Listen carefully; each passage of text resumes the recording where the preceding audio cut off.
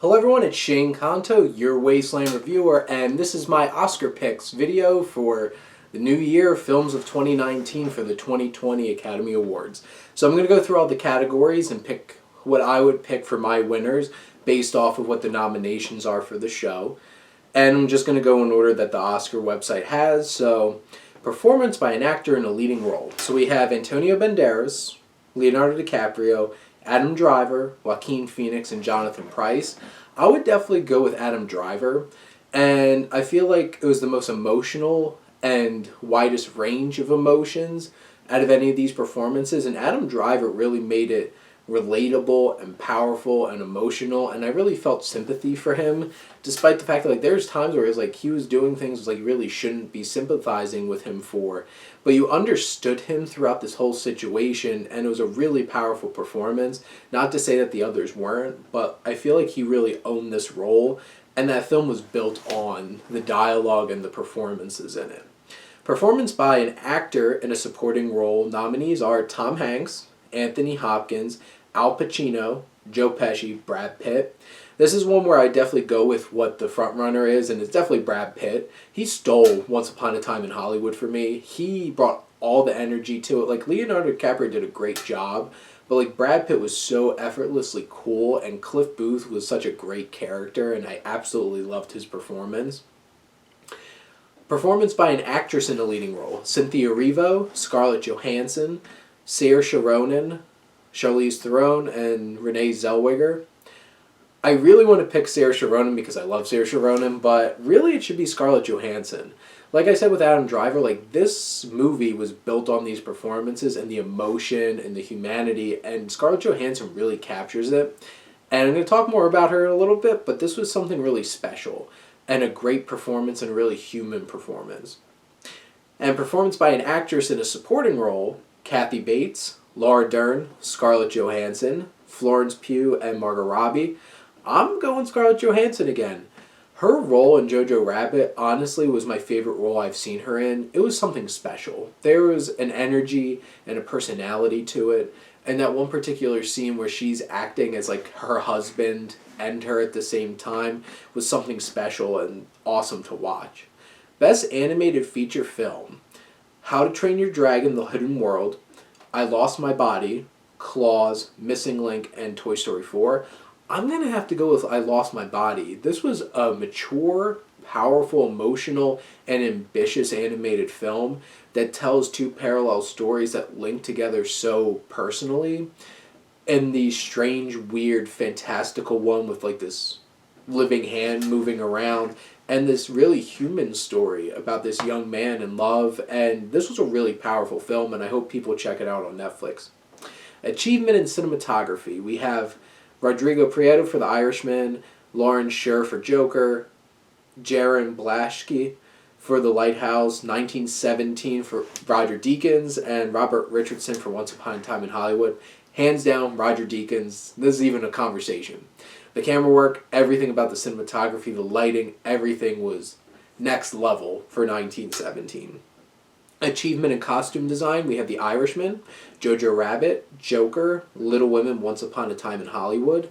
This is a tough one, and I'm probably going to go with Jojo Rabbit because it really captures that time period, the Nazi Germany, and there's some really crazy fun costumes and attire, and there's one particular piece of attire that is really meaningful in the film, and it's so well designed, and the fact that it's so recognizable makes what I'm talking about in the film so much more powerful.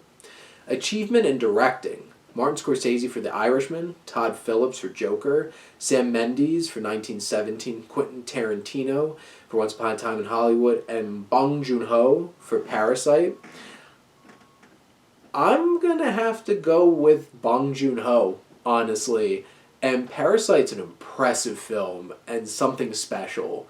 And the tone, the story, and how he weaves it all together, and the camera work, and how this story is told visually is so impressive, and Bong Joon-ho gets a great performance out of every single actor in this film, and it's something else. Best Documentary Feature.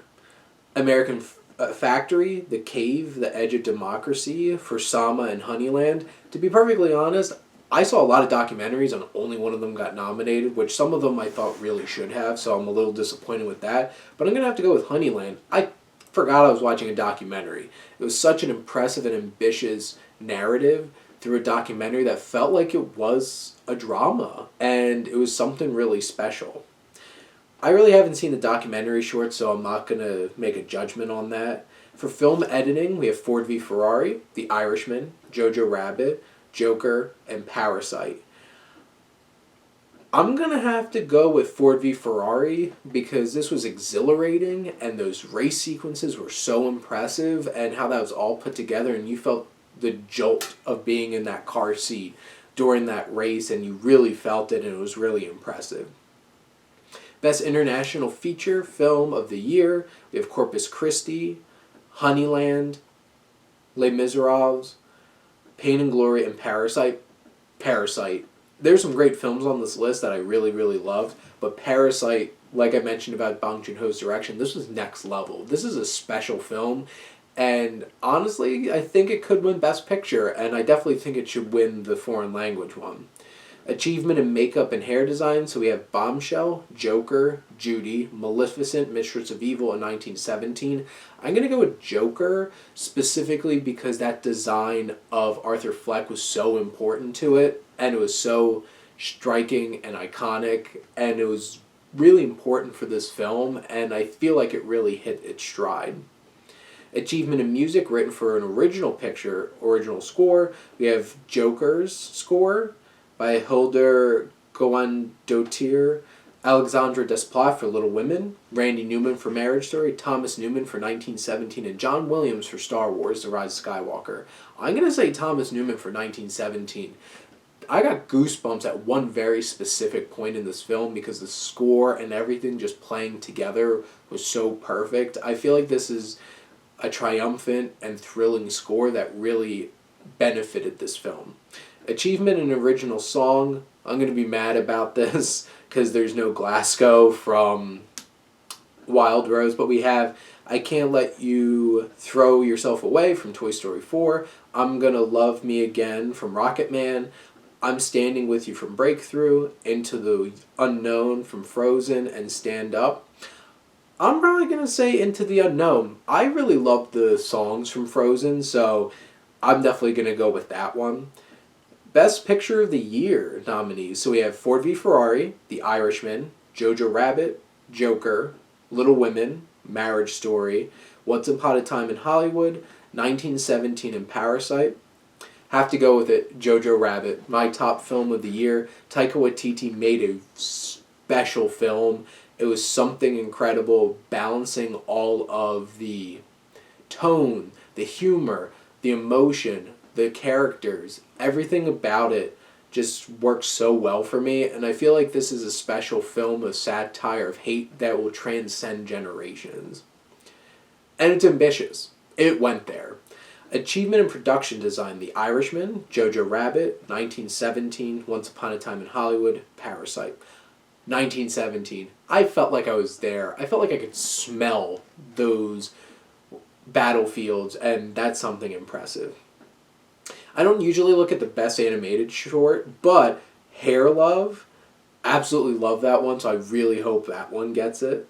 Haven't seen the live action short, so I'm not going to spend the time with that. Achievement in sound editing, we have Ford v Ferrari, Joker, 1917, Once Upon a Time in Hollywood, and Star Wars. I feel like I kind of have to go with Star Wars because, like, there's some impressive sound editing and including mixing, which Star Wars didn't get nominated for that one, but I would probably go with Ad Astra for that one. Just those space films and what they're able to create in terms of all of those sounds, because along with the sound mixing, it was Ford v Ferrari, Joker, 1917, and Once Upon a Time in Hollywood. 1917 is a close second for both of those for me. Visual effects. Avengers Endgame, The Irishman, The Lion King, 1917, and Rise of Skywalker. I'm going Endgame. Because this should have won last year for Thanos, and it should win this year for Thanos. Because that's one of the most impressive visual effects I've ever seen, creating that character and him looking so real. And honestly, there were some poorly done aspects of The Irishman at points that were really distracting. Adapted screenplay, so The Irishman, Jojo Rabbit, Joker, Little Women, The Two Popes. I'm definitely going Jojo Rabbit. And Taika Waititi does something special with the script, the dialogue, the humor, the characters, the story.